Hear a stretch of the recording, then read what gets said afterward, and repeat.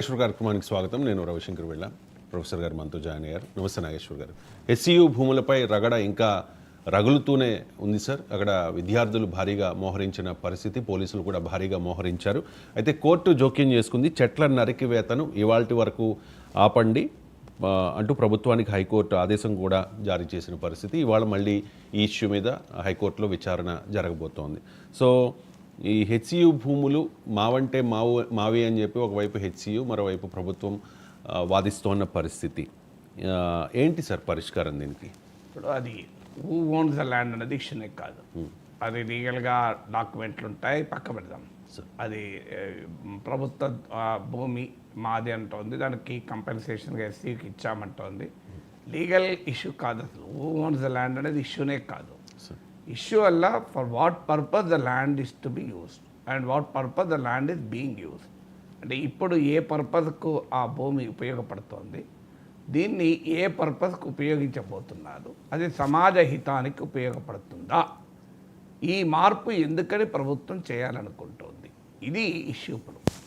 So ఇందులో ఇప్పుడున్న ఈ ల్యాండ్ 400 ఎకరాల భూమి, దానికి నేను ముందే చెప్పినట్లు ఓనర్షిప్ అనేది ఇష్యూ కాదు. ఇప్పుడు అది వాటర్ బాడీస్తోని, చెట్లతోని, రకరకాల బయోడైవర్సిటీ, జీవ వైవిధ్యంతో ఉంది. దాన్ని అడవిని నిర్వచిస్తారా, నిర్వచించరా? నిర్వచించేప్పుడు ఇలా ఒక మంత్రి అన్నాడు, ఏది 3 చెట్లుంటే అడవి అవుతుందా, సో నెమలు తిరిగితే అడవి అవుతుందా, నెమలు తిరిగితే అడవి అవుతుంది అంటే హైదరాబాద్ అంతా అడవి. అసలు ఇది డిబేట్ కాదు, ఇది ట్రివియలైజింగ్ the debate. Supreme court Godavarman case అనుకుంటాను, ఆ కేసులో క్లియర్గా తీర్పు చెప్పింది, రెవెన్యూ ల్యాండ్స్ అయినా ఈవెన్ ప్రైవేట్ ల్యాండ్స్ అయినా దానికి అడవి స్వభావం ఉంటే డీమ్డ్ ఫారెస్ట్గా గుర్తించి డెవలప్ చేయాలని. సో అందువల్ల అక్కడ ఏవి ముంగిసలు తిరిగితే నెమ్మలు తిరిగితే అడవి అవుతుందా అని ఒకరు, 3 చెట్లు పెరిగితే అడవి అవుతుందా అని అది కాదు. అడవి కాదు, ఓకే, అడవి కాదంటే కొట్టిపడేస్తావా? లాజిక్ ఏంటి? ఇప్పుడు మంత్రుల స్థాయిలో అంత ట్రివియలైజ్ చేసి, అంత అవహేళనగా, ఇప్పుడు ప్రజల నిరసనను, పౌర సమాజ నిరసనను అవహేళనగా మాట్లాడితే అధికారంలో ఉన్నవారు ఇంకా రెచ్చగొట్టుడు కాదా? ఓకే, అది అడవి కాదు అంట నేను. పబ్లిక్ గార్డెన్స్ అడవి కాదు, కూల్చిపడేస్తావా? దాన్ని అంత బిల్డింగ్లు కడతావా? కట్టేద్దామా? ఇందిరా పార్క్ అడవి కాదు, మొత్తం నీలమట్టం చేసేసి దాన్ని చదన్ చేసి ఆడ బిల్డింగ్లు కడదామా? అలాగే మీకు కేబీఆర్ పార్క్ అడవి కాదు, అడవి అని అనలేం కదా, దాన్ని మొత్తం కులగొట్టి దాన్ని మొత్తం చదువు చేద్దామా? సో అడవి కాదు, అడవి అవునా అనేది దీనికి ఎవరు ఓనర్ అనేది అసలు ఇది ఇష్యూనే కాదు. ఇష్యూ ఏంటంటే జీవ వైవిధ్యంతో కూడిన ఒక గ్రీన్ కవర్, జీవ వైవిధ్యం కూడా పక్క పెడదాం, ఈ గ్రీన్ కవర్ను ఉంచుదామా, తీసేద్దామా? ఒకవైపు ఏమో ప్రభుత్వంలో హరితహారం, ఈ ప్రభుత్వం కాకపోతే గత ప్రభుత్వం హరితహారం అనే కార్యక్రమాన్ని పెద్ద ఎత్తున చేపట్టి కోట్లు ఖర్చు పెట్టి 230 కోట్ల చెట్లు పెంచుతున్నామన్నారు. ఎన్ని మిగిలేదో తెలియదు. 100 కోట్లు ఖర్చు పెట్టమో చెట్లు పెంచాలన్నది ప్రభుత్వ నిర్ణయాలు, ఉన్న చెట్లమో నరికేయాలన్నది కూడా ప్రభుత్వ నిర్ణయాలు. అంటే మరి కోట్లు ఖర్చు పెట్టి చెట్లు పెట్టడం ఎందుకు, ఉన్న చెట్లు నరకడం ఎందుకు? అర్థం కాని లాజిక్ కదా. సో ప్రభుత్వ స్టేటెడ్ పొజిషన్ ఏంటి? ఇప్పుడు తెలంగాణ ప్రభుత్వ విధానం ఏంటి? నేషనల్ ఫారెస్ట్ పాలసీ 1988 ప్రకారము తెలంగాణలో అటవీ సాంద్రతను, ఫారెస్ట్ డెన్సిటీని, ఫారెస్ట్ కవర్ను 33% వరకు పెంచాలని లక్ష్యం. ఈ లక్ష్యానికి ఇప్పుడు ఈ 400 ఎకరాల్లో చెట్లు నరకడం ఉపయోగపడుతుందా? చెట్లు పెంచాలి అనే హరితహారాలు ప్రభుత్వాల లక్ష్యం. ఈ లక్ష్యానికి ఇప్పుడు ప్రభుత్వం చేస్తున్న పని జేసీపీలు బుల్డోజర్లు పెట్టి ఉన్న చెట్లు నరకడం ఉపయోగపడుతున్నాను నేను అనేది ప్రభుత్వ లక్ష్యమే. పోనీయండి, అది కాంగ్రెస్ ప్రభుత్వ లక్ష్యం కాదని చెప్పవనండి. అడవులు పెంచడం మా లక్ష్యం కాదు, గ్రీన్ కవర్ పెంచడం మా లక్ష్యం కాదు, ఇంకెక్కడన్నా గ్రీన్ కవర్ కనబడితే తీసిపడేయడమే మా లక్ష్యం, డెవలప్మెంట్ పేరిట అని చెప్పమండి. చెప్తారు అది ఎవరైనా? సో అందువల్ల ప్రభుత్వాలు ఏ పార్టీ ఉన్నా లక్ష్యం ఏంటి? క్లైమేట్ చేంజ్ ఒక పెద్ద సమస్యగా ముందుకు వస్తుంది. వాతావరణ మార్పు, రోజు రోజుకు టెంపరేచర్స్ పెరిగిపోతున్నాయి. ఇవాళ చూస్తున్నాం మన వడగాల్పులు. అన్ఫార్చునేట్లీ ప్రజలకు కూడా ఈ సీరియస్నెస్ లేదు. మనం ఇప్పుడు వేడిగాళ్ళ మీద మాట్లాడితే నా యూట్యూబ్ ఛానల్లో 3,000 మంది చూశాను. అదే వేడివేడి పాలిటిక్స్ గురించి మాట్లాడితే 3 లక్షలు చూస్తాను. అంటే ప్రజలకే పర్యావరణం మీద ప్రేమ లేకపోతే ఎట్లా అనేది నాకు ఆవేదన. సో వేడిగాళ్ళ మీద మాట్లాడితే ఎవరికి ఇంట్రెస్ట్ లేదు, వేడి రాజకీయాలు ఇంట్రెస్ట్. సో ఇది సమాజంలో కూడా ఈ ధోరణి ఉంది. ఇదే ప్రభుత్వాలకు అడ్వాంటేజ్ అవుతుంది. అంటే ప్రజల్లో ఉన్నటువంటి ఒక రకమైన ఇండిఫరెన్స్, అంటే నాకేంది వాతావరణ మార్పు అంటే పెద్ద అసలు ఇష్యూనే కాదు అని. సో అలాంటి అంశాలు మనకు ఏమైనా వేడివేడి రాజకీయాల మీద ఉన్న ఆసక్తి, పర్యావరణపరమైన పరిరక్షణ ఏంటి, దాన్ని జరుగుతున్న నష్టం ఏంటి, దీనివల్ల ఏమవుతుందంటే అది ఒక డిబేటబుల్ పాయింట్గా ఉండడం లేదు. మీడియా ఒక ఎజెండాను సెట్ చేసి సమాజంలో ప్రభుత్వ వ్యవస్థలపై ఒత్తిడి తెస్తాయి. అది తేవాలి అంటే ప్రజలకు ఆసక్తి ఉండాలి. హీట్ వేవ్ గురించి మాట్లాడితే ఎవరు చూడకపోతే, ఎవరు చదవకపోతే మీడియా కూడా దాన్ని పట్టించుకోదు. మీడియా కూడా వేడివేడి రాజకీయాలు పట్టించుకుంటుంది. సో దానివల్ల ప్రభుత్వాల మీద ఒత్తిడి పెరగదు. సో ప్రభుత్వం ఈవెన్ ఇప్పుడు ఎస్సీయూలో విద్యార్థులు వచ్చి పోరాటాలు చేస్తే అది ఇష్యూ అయింది తప్ప కేవలం పర్యావరణం కొరకైతే ఇష్యూ అయ్యేదా? దాంట్లో రాజకీయాలు చేయలే వరకు ఇష్యూ అయినాయి. రోజు ఆ రాజకీయాలు లేకపోతే ఇష్యూ అయ్యేదా? సో అన్ఫార్చునేట్ ఏంటంటే సమాజం యొక్క దృష్టి కూడా ఈ వాతావరణ మార్పు పైన పడాల్సినంతగా పడడం లేదు. సో నేను అనేది ఏంటంటే మీరు ఇవాళ వాతావరణ మార్పు వల్ల మహానగరాలు కాంక్రీట్ అరణ్యాలు అయితే ఇంకా ప్రమాదకరం కదా. మహానగరాల్లో లంగ్ స్పేస్ కూడా లేకుండా పోతుంది కదా. మీకు ఎక్కడైనా సిటీస్లో ఇంకా ఎక్కువ అవసరం గ్రీన్ కవర్, ఎందుకంటే సిటీలో జనసాంద్రత ఉంటుంది. ఎక్కడైతే జనసాంద్రత ఉంటుందో, ఎక్కడైతే concrete occupation of land area అంటే భూమిలో ఎక్కువ భాగం కాంక్రీట్ అయి ఉంటుందో, ఎక్కడైతే గ్రీన్ హౌస్ గ్యాసెస్ ఎమిషన్ పెరుగుతుందో, ఎందుకంటే ఇక్కడ ఆఫీసులు ఉంటాయి, ఎయిర్ కండిషనర్లు వాడుతుంటాం, వాహనాలు వాడుతుంటాం, మన గ్రీన్ హౌస్ గ్యాసెస్ ఎక్కువ వదులుతాం. సో అక్కడే చెట్లు అవసరం. మీ చెట్లు ఊర్లో చెట్లు 4 అవసరం ఉంటే ఇక్కడ 4000 అవసరం. ఎందుకు అవసరం అంటే నేను చెప్పిన ఈ 3-4 కారణాలు. ఒకటి, మన గ్రీన్ హౌస్ గ్యాసెస్ ఎమిషన్ సిటీస్లో ఎక్కువ ఉంటాయి, ఎందుకంటే వాహనాల రద్దీ ఎక్కువ, భవనాలు నిర్మాణం ఎక్కువ, మీకు జనసాంద్రత ఎక్కువ, హ్యూమన్ వేస్ట్ ఎక్కువ, అన్నీ ఎక్కువ కదా మనకి ఇక్కడ. సో ఇలాంటి ప్లేస్లో నీకు ఎక్కువ చెట్లు అవసరం. వాటర్ సింక్ ఏరియా తక్కువ, ఎందుకంటే నీరు భూమిలో లోపలికి ఇనికిపోతేనే మనం ఏమైనా భూగర్భ జలాలు వాడగలం. ఒకవైపు ఇంకుడు కుంటలు పెడుతూ ఉంటాం, సహజమైన ఇంకుడు కుంటలేమో తీసిపడేస్తాం. ఇంకుడు గుంటలేమో లక్షల కోట్లు ఖర్చు పెట్టి ఇంకుడు గుంటలు తయారు చేస్తుంటాం. దానిపైన పెద్ద చర్చలు జరుగుతుంటాయి. కానీ వాటర్ సింక్ ఏరియా కదా ఇది. ఇప్పుడు మీకు ఇక్కడ పర్యావరణవేత్తలు చెప్పేది ఏంటంటే, మీకు ఈ ఏరియాలో పక్కనే హైరైజ్ బిల్డింగ్స్ దరిదాపుల్లో ఉన్న ఆ గచ్చిబౌలి ప్రాంతాల్లో హైరైజ్ బిల్డింగ్స్ ఉన్న దగ్గర ఉన్న వాటర్ గ్రౌండ్ వాటర్ టేబుల్ కన్నా ఈ ఏరియాలో ఇప్పుడు ఈ 400 ఎకరాల్లో 50% గ్రౌండ్ వాటర్ టేబుల్ ఎక్కువ ఉంది. అక్కడ 10.6 మీటర్స్ ఉంటే ఈ హైరైజ్ బిల్డింగ్ ఉంది, ఇక్కడ మోర్ దెన్ 15 మీటర్స్ ఉంది ground water table. So ground water table ఎక్కువ ఉంది, ఎందుకంటే ఇది వాటర్ సింక్ ఏరియా, అంటే నీరు ఇనికిపోయటానికి స్కోప్ ఉన్నటువంటి ప్రాంతం. సో అలాంటి వాటర్ సింక్ ఏరియాలో ఒకవైపు ఏమో నీటి ఎద్దడి పెరుగుతున్నది. ఆశ్చర్యంగా ఉంటాయి ప్రభుత్వాల విధానాలు. 1000 కోట్లు ఖర్చు పెట్టి చెట్లు నడుస్తాం, ఉన్న చెట్లు నరుక్కుంటాం. లక్షల కోట్లు పెట్టి ఇరిగేషన్ ప్రాజెక్టులు కట్టుకుంటాం, ఉన్న భూగర్భ జలాలు అడుగంటి పోతుంటే చూస్తూ ఊరుకుంటాం. లక్షల కోట్లు పెట్టి నీళ్లు తెచ్చుకునేందుకు, ఉన్న భూగర్భ జలాలు లేకుండా చేసుకునేందుకు చెట్లు నరికి ఈ వాటర్ సింక్ ఏరియాస్ను నాశనం చేసి, ఆ కాస్తంత బయోడైవర్సిటీ ఉన్న ఏరియాలను నాశనం చేస్తే ఉన్న వాటర్ ఏమో గ్రౌండ్లో ఇనుకదు, బాగా మళ్ళీ ఎక్కడో గోదావరి నుంచి కృష్ణా నుంచి హైదరాబాద్కు నీళ్ళు పట్టుకొస్తాం. అసలు లాజిక్ ఉంది ఇక్కడ. ఒక ప్రభుత్వం చేసే పనులలో ఈ ప్రభుత్వం ఆ ప్రభుత్వం కాదు. మీరే ఒకవైపు లక్షల కోట్లు ఇరిగేషన్ ప్రాజెక్టుల మీద ఖర్చు పెడతారు, వాటర్ ప్రాజెక్ట్స్, మరోవైపు గ్రౌండ్ వాటర్ లేకుండా చేస్తారు ఈ చెట్లు నరికి. అది ఎట్లా కరెక్ట్ అవుతుంది? సో ఒకవైపు ఇవాళ మనం చూస్తున్నాం కదా ఢిల్లీ పరిస్థితి, యమునా నదిని కలుషితం చేసుకున్నారు. యమునా నది ఢిల్లీలో ప్రవహించే పాత్ర తక్కువ, ఏరియా తక్కువ, కానీ ఢిల్లీలోనే యమునా నది కాలుష్యం ఎక్కువ. ఇలా యమునా ఢిల్లీలో ఏమున్నది, ఆఖరికి ఏ పరిస్థితికి వచ్చినాం, ఒక ఆడ్ ఈవెన్, అంటే ఒకరోజు ఒక నెంబర్ కార్లు ఉంటే ఇంకో రోజు ఇంకో నెంబర్ కార్లు పోవాలి. ఎయిర్ ప్యూరిఫైయర్లు కొనుక్కొని బతుకోవాల్సిన కర్మ పడుతుంది పౌరులకు. అది హైదరాబాద్లో కూడా తెచ్చుకుందామా? ఎయిర్ ప్యూరిఫైయర్లు కొనుక్కుంటే తప్ప బతకలేని పరిస్థితి. సో ఎయిర్ ప్యూరిఫైయర్లు కొన్ని రోజులకు మన ఆక్సిజన్ సిలిండర్లు పెట్టుకొని ఢిల్లీలో నడవాల్సినటువంటి పరిస్థితికి నెట్టిపోయి పెడుతున్నాం.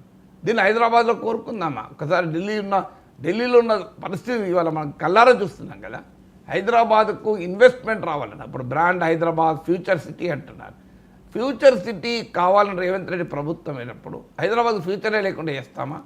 సో హైదరాబాద్కున్న సమశీతోష్ణ పరిస్థితే హైదరాబాద్కు ఇన్వెస్ట్మెంట్ రావడానికి కారణం. హైదరాబాద్కు ఉన్న డిజాస్టర్ రెసిలియన్సే హైదరాబాద్కి ఇన్వెస్ట్మెంట్ రావడానికి కారణం. ఇప్పుడు మీరు హైదరాబాద్కి ఇన్ని రీసెర్చ్ ఇన్స్టిట్యూషన్స్ ఎందుకు వచ్చాయి, హైదరాబాద్కి ఎందుకు ఇంత మిలిటరీ డిఫెన్స్ ఫెసిలిటీస్ వచ్చాయి, హైదరాబాద్కి ఎందుకు ఇంత ప్రభుత్వ రంగ సంస్థలు వచ్చాయి, హైదరాబాద్కి ఇంత భారీ ఎత్తున పెట్టుబడులు వచ్చాయి. దీనికి ఉన్న మౌలికమైన లక్షణం ఇక్కడ ఉన్నటువంటి టెంపరేచర్, ఇక్కడ ఉన్న క్లైమేటు, ఇక్కడ ఉన్నటువంటి సోషల్ లైఫ్, ఇవేవి చెడగొట్టుకున్నా మనకి ఇన్వెస్ట్మెంట్ రాదు.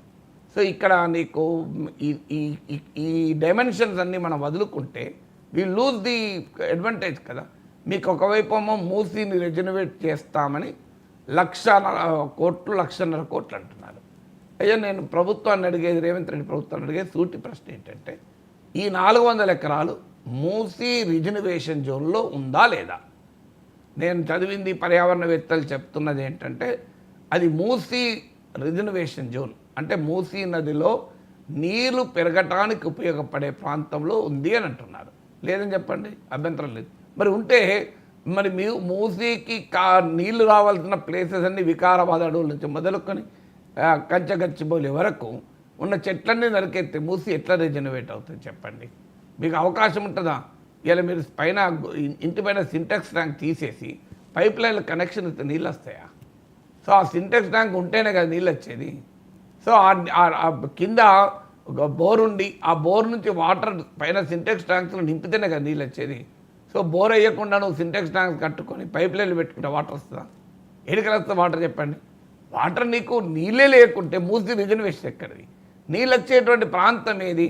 అట్లీస్ట్ ఇప్పుడు మూసీ పరివాహక ప్రాంతం రాష్ట్ర ప్రభుత్వ విధానం కనుక, మూసీ పునర్జీవం చేయించడం రాష్ట్ర ప్రభుత్వ విధానం కనుక కన్జర్వేషన్ జోన్గా మూసీ పరివాహక ప్రాంతం అంటే మూసీని రిజర్వేట్ చేయడానికి ఉపయోగపడేటువంటి ల్యాండ్నన్నా మీరు దాని యూజ్ మార్చకూడదు కదా.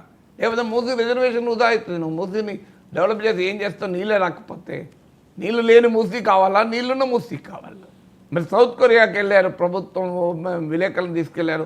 సౌత్ కొరియాలో ఇట్లా చెట్లు నరికినరా? ఇట్లా మూసీ పరివాహక ప్రాంతంలోనో లేదా మూసీ రిజర్వేషన్ జోన్లో చెట్లు లేకుండా సౌత్ కొరియాలో చేశారా?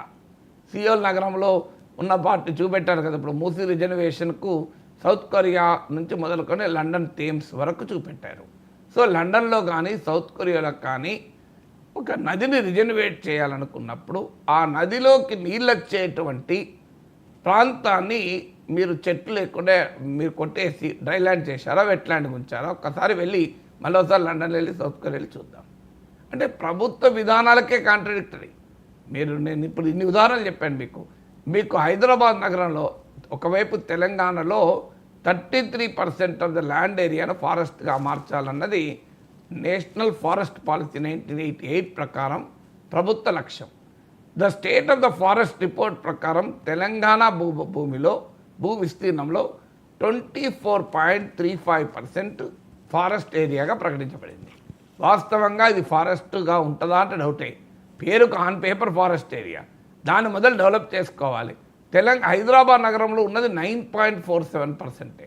హైదరాబాద్ రంగారెడ్డి ప్రాంతంలో ఎక్కడైతే ప్రజలకు గ్రీన్ కవర్ అవసరమో, ఎందుకు గ్రీన్ కవర్ అవసరం నేను ఇప్పటిదాకా చెప్పాను మీకు. ఎందుకంటే ఇక్కడ భూగర్భ జలాల అవసరము, ఇక్కడ మీకు ఇన్వెస్ట్మెంట్లు, ప్రజలు జీవించాలంటే మంచి వాతావరణం అవసరము, ఇక్కడ గ్రీన్ హౌస్ గ్యాసెస్ ఎమిషన్ ఎక్కువ, ఇక్కడ వాటర్ సింక్ నీరు భూమిలో ఇనకడానికి అవసరమైన ప్రాంతం తక్కువ, ఎక్కువ కాంక్రీట్ కన్స్ట్రక్టెడ్ ఏరియా ఉంటుంది.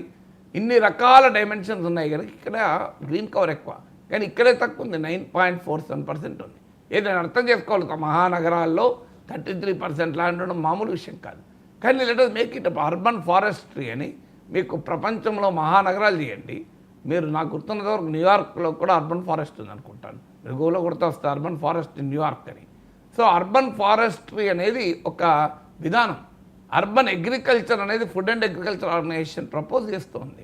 నేను ఎమ్మెల్సీగా ఉన్నప్పుడు ఇలాగే భూములు అమ్ముతుంటే ప్రభుత్వాన్ని తీవ్రంగా ప్రశ్నిస్తే అప్పుడు ఆర్థిక మంత్రి రోషయ్య గారు అన్నారు, భూములు మేము కాపాడుకోలేకపోతున్నాం, ప్రభుత్వము ఎవరో ఆక్రమించేస్తాను, అందుకే అమ్ముదాం అనుకున్నాం అన్నాడు. అంటే మీ చేతకానితనం కొరకు అమ్ముతారా? దానికి మీరు ఆ ల్యాండ్ను ఒక ల్యాండ్ బ్యాంక్గా ఏర్పాటు చేసి మీరు దాన్ని సెల్ఫ్ హెల్ప్ గ్రూప్స్కు కూరగాయలు పెంచడానికి, పళ్ళు పెంచడానికి, పూలు పెంచడానికి ఇవ్వండి. హైదరాబాద్ నగర ప్రజలకు fresh vegetables, fresh fruits, fresh flowers దొరుకుతుంది, పేదవాళ్ళకు ఉపాధి దొరుకుతుంది, ప్రభుత్వ ల్యాండ్ ప్రొటెక్ట్ అవుతుంది అని food and agriculture organization urban అగ్రికల్చర్ని కోట్ చేస్తూ చెప్పారు. కనీసం ఒక వాతావరణానికి కూడా ఉపయోగపడుతుంది హైదరాబాద్ నగరంలో అని. అంటే ప్రభుత్వము ఈ ఒకవైపు చెట్టు నాటుతూ అడవులు పెంచాలని లక్ష్యం పెట్టుకుంటూ నీటి కొరకు బోలెడన్ని ప్రాజెక్టులు కడుతూ మూసీ రిజర్వేషన్ లాంటివి, మరోవైపు ఏమో ఉన్న చెట్లను నరికేసుకుంటే, ఉన్న గ్రీన్ కవర్ నాశనం చేసుకుంటే, ఉన్న పర్యావరణాన్ని విధ్వంసం చేస్తే, ఉన్న జీవ వైవిధ్యాన్ని నాశనం చేస్తే ఇది కాంట్రడిక్టరీ కాదా ప్రభుత్వ విధానాలకు? సో ఈ మౌలికమైన పాయింట్ మర్చిపోయి ఆ ల్యాండ్ ప్రభుత్వానిదా, అది ఎస్సీయుదా, అది ఇంచు కూడా ప్రభుత్వం ఎస్సీది కాదు, ఎవరిదైతే దేనికి వాడుతున్నావు అన్నది పాయింట్ కదా. నువ్వు ఎవరిది కాదన్నది కాదు, అది ఎస్సీయుదా స్టేట్ గవర్నమెంట్దా, that is not an issue at all అంటున్నా. ల్యాండ్ ఓనర్షిప్ అనేది ఇష్యూ కాదు. నేను అంతకుముందు మాట్లాడినప్పుడు అవి చెప్పాను. ల్యాండ్ ఓనర్షిప్ ఏముంది, అది నిజంగానే ఎస్సీయుది అయితే కేంద్ర ప్రభుత్వం నోటీస్ ఇస్తే రాష్ట్ర ప్రభుత్వం అమ్మలేదు. ల్యాండ్ ఎస్సీయుది అయితే రాష్ట్ర ప్రభుత్వం ఎట్లా అమ్మాలని చూస్తుంది? ఆ పాయింట్ పైన రాష్ట్ర ప్రభుత్వాన్ని కౌంటర్ చేసే రాజకీయమే తప్పంటలేదు. అది రాష్ట్ర ప్రభుత్వం ల్యాండ్ కాకపోతే రాష్ట్ర ప్రభుత్వం అమ్ముతే నిలబడుతుంది, ఆక్షన్ ఇస్తే కోర్టులో. నువ్వు యజమాని కాకపోతే అమ్ముతే నిలబడుతుంది. ఈ బిల్డింగ్ నాది కాదు, ఈ బిల్డింగ్ నేను అమ్మచ్చా? సో ఈ బిల్డింగ్ నాది కానప్పుడు నేను అమ్ముకొని ఎట్లా పోతా? నేను టీవీ ప్రోగ్రామ్కి వచ్చాను కదా అని చెప్పి అమ్ముకొని పోగలనా? కామన్ సెన్స్ చెప్తోంది కదా. దానికి ఇంత గొడవ ఎందుకు, ఇంత ధర్నాలు ఎందుకు? కేంద్ర ప్రభుత్వం నుంచి ఒక నోటీసు చీఫ్ సెక్రటరీకి వెళ్ళిపోతే దిస్ ఈజ్ అవర్ ల్యాండ్, ఎందుకంటే హైదరాబాద్ సెంట్రల్ యూనివర్సిటీ ఇది part of the ministry of education, government of India, అయిపోతుంది కదా. అందువల్ల debate wrong of political parties తెలిసి తెలియక ఫ్రేమ్ చేస్తున్నాయి. మరి విద్యార్థులు అది ఫ్రేమ్ చేయడం లేదు. విద్యార్థులు ల్యాండ్ ఎవరిది, పర్యావరణవేత్త ల్యాండ్ ఎవరిది అంటలేరు, మేధావులు ల్యాండ్ ఎవరిది అంటలేరు. ల్యాండ్ ఎవరిది అనేది ఇష్యూ కాదు. ల్యాండ్ ప్రస్తుతం దేనికి ఉపయోగపడుతుంది, మీరు ఏం చేయదలుచుకున్నారు? నేను అక్కడ ఐటీ కంపెనీలు పెడతాను, పెట్టండి, అభ్యంతరం ఉన్నది. ఐటీ కంపెనీలు పెట్టవద్దని ఎవరు అంటున్నారు? ఐటీ కంపెనీలు పెడతామని చెప్పి గడిపెట్టి తీసేస్తామా? ఐటీ కంపెనీలు అవసరం, డెఫినెట్గా అవసరం. ఐటీ కంపెనీలో భూములు కావాలని గండిపేటలో నీళ్ళని ఖాళీ చేసి చదువు చేసి ఇచ్చేద్దామా? ఒకవైపు ఏమో హైడ్రాను పెట్టి వాటర్ బాడీస్ను పరిరక్షణ కొరకు ఇంత పెద్ద ప్రయత్నం జరుగుతుంది. మరోవైపు ఏమో ఆ water sink area, water bodies కాస్త కూస్తో ఉండి కాస్త గ్రీనరీ ఉన్న ఏరియాను ఇది అడవా, ఇక్కడ ముందు చదివితే నెమలు తిరిగి అడవవుతుందా, 3 చెట్లు తిరిగి అడవవుతుందా, ఈ లాజిక్ దీన్ని పట్టుకెళ్ళి కూల్చేస్తామంటున్నారు. మరి హైడ్రా పర్పస్కు ఇది కరెక్టా? మీరు హైడ్రా దేని కొరకు పెట్టారో ఇవాళ కంచగచ్చబౌలిలో ప్రభుత్వం చేస్తున్న ఆపరేషను రెండు కాంట్రడిక్టరీ కాదా? ఇవాళ మూసీ రిజర్వేషన్కు ఇప్పుడు ఈ 400 ఎకరాల్లో మీరు చదువు చేయాలనుకున్న దానికి కాంట్రడిక్టరీ కాదా? హరితహారంకు ఈరోజు 400 ఎకరాలని మేము అమ్మేసుకుంటామనే విధానానికి కాంట్రడిక్టరీ కాదా? మీరు చెప్పండి, ప్రభుత్వం చెప్పమనండి. ఒకవైపు ప్రభుత్వం చేస్తున్న పనులను నేను కోట్ చేస్తున్నా, వేరే చెప్పడం లేదు కదా. ప్రభుత్వం ఒకవైపు 1000 కోట్లు, లక్షల కోట్లు ఖర్చు పెట్టి వివాదాస్పదమైన చేస్తున్నారు. మూసీ పునర్జీవన వివాదమైన, హైడ్రా వివాదమైన, ఎంత గొడవ ఎంత అంటున్నారు. మోడీకి యమునా నదిని పునర్జీవం చేయించాలి, సబర్మతి నదిని పునర్జీవింపజేయాలి, మూసీ నదికి ఎందుకు వ్యతిరేకం అంటున్నారు? అయ్యా నేను అడుగుతున్న, మీరు చేస్తున్న పని మూసీ పునర్జీవానికి ఉపయోగపడుతుందని చెప్పమనండి ప్రభుత్వాన్ని. ఏదైనా ఒక మంత్రిని చెప్పమనండి, మూసీ పునర్జీవానికి ఈ 400 ఎకరాలని ఐటీ భవనాలు కడితే ఉపయోగపడుతుందని. ఐటీ భవనాలు కట్టండి, కట్టది రాంగ్ డిబేట్ క్లోజ్ చేస్తున్నారు. ఎవరైనా ఐటీకి వ్యతిరేకమని. ఐటీకి ఎవరూ వ్యతిరేకం కాదు, ఐటీ కావాల్సిందే. ఎందుకంటే ఉద్యోగాలు రావాలంటే ఇండస్ట్రీ కావాలి. కానీ అది పెట్టడానికి మీరు గండిపేటను హిమాయత్ ఖాళీ చేయం, అది పెట్టడానికి మనం ఇందిరా పార్క్ని తీసేయం, అది పెట్టడానికి కేబీఆర్ పార్క్ని తీసేయం.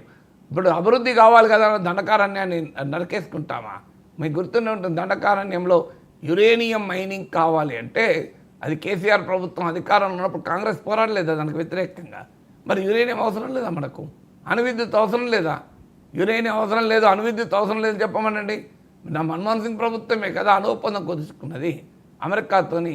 మరి అణువిద్యుత్ కావాలని ఒకవైపు అంటూ యురేనియం వద్ద దండకారాన్ని మొత్తం క్లీన్ చేసి పడేద్దాం, యురేనియం మైనింగ్ చేద్దామంటే ఒప్పుకుంటామా?